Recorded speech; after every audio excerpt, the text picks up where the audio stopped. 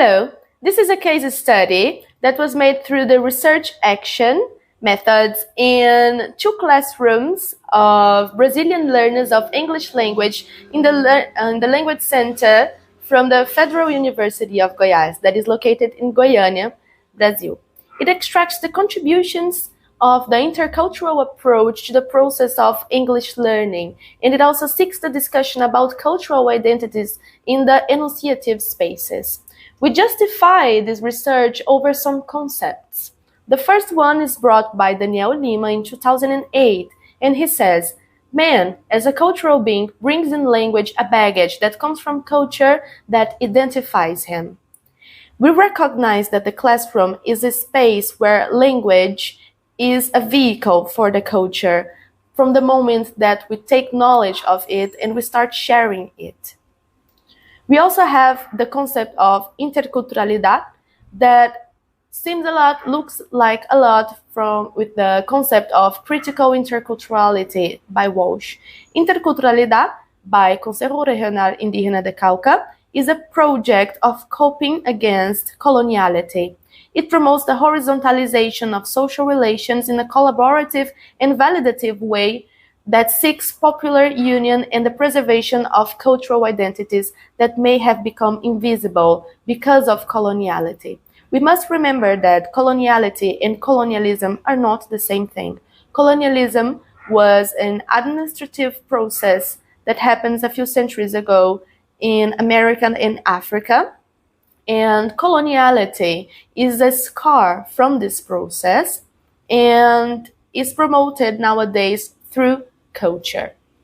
So we recognize that because of coloniality, some groups may be harmed in their way of living and experiencing society, and through interculturalidad, we seek to promote a more equal society. For that, we divided our classes in 4 stages. The first one, sensibilizate, where we brought warmers, is the moment when we get the students closer to the content. The second stage is stimulation. Here we problematize the contents, we exercise the contents, and we get closer to the content. The third is provocate. When we provocate, we expose the student to the content in a way that they may question how and why things happen, especially when we talk about culture. The fourth stage is consolidating. In the consolidating stage, the students must produce something, and this production may have the reflections of the questionings that they have throughout the class, or the reflections that they may had during the discussions. The first class was about different accents and pronunciation. So we worked with linguistic varieties. The second class, we talked about self-esteem and self-recognition in society. We worked with Rupi Kaur's poetry. The third class was about folklore. We studied local, regional folklore, and we also used the English language to learn about folklore of other countries, places that may be even in different continents, but the culture looks a lot like ours, and it might make sense to the students. The fourth class, we talked about colonization indeed. We took the example of the Thanksgiving and the video of The Dangers of a Single Story by Chimamanda Ngozi Adichie to learn that the social reality is constructed by multiple narratives and not a single one.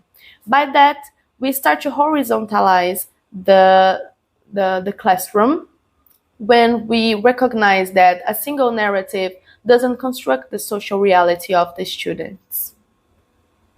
The fifth class, we talked about representativity. Here, we used language as a communicative tool. We used it in its status of a lingua franca to talk about artists outside of the native English spectrum. In this class, we talked about Frida Kahlo. After the classes, the student answered some forms to talk about their experiences with these classes. 60% of the answers were given by cis women, 10% by cis men, and 30% of the public didn't want to identify their genders. The first question was, in your opinion, how English language affects your personal life? 70% mentioned elements related to the consume of cultural products, such as music, series, and books. The second question, in your opinion, the study of English language has contributed to your formation and reflection regarding critical and cultural aspects. 80% of the answers were affirmative, and 20% of the answers were mostly. We asked if they felt represented by the cultural identities inside the English language classroom. 60% said yes, 20% I don't know, 10% maybe, and 10% no. We asked them, in your opinion, the classes cause you bigger or smaller interest? Did they influence or impact you somehow? 90% of the answers were affirmative. The students demonstrated satisfaction with the stimulation to the critical thinking and the real practice of English as a lingua franca. 10% of the people were already used to this kind of class, so they didn't consider it as impact. We asked about their opinions regarding the relevance of the classrooms. And again, 90% of the answers were affirmative, talking about how the aspects of the intercultural approach were positive points in their learning and how they could improve their pronunciation and their safety in speaking after the classes. Then we asked, in comparison to your previous experiences with English learning, how was your experience with these classes? All the answers somehow indicated the increase of interest by the study through the experiences with the classes, and most of the answers indicated the increase of epistemological curiosity. We asked which aspects did they enhance the most with the classes, and most of the answers were about conversation, pronunciation, and vocabulary. So, in conclusion, we have a few points. The students could improve their points of view outside and inside the English-speaking world, and they could use English as a communicative tool. And this is already part of critical interculturality from the point of view that now they use this language as something to talk about their own cultures.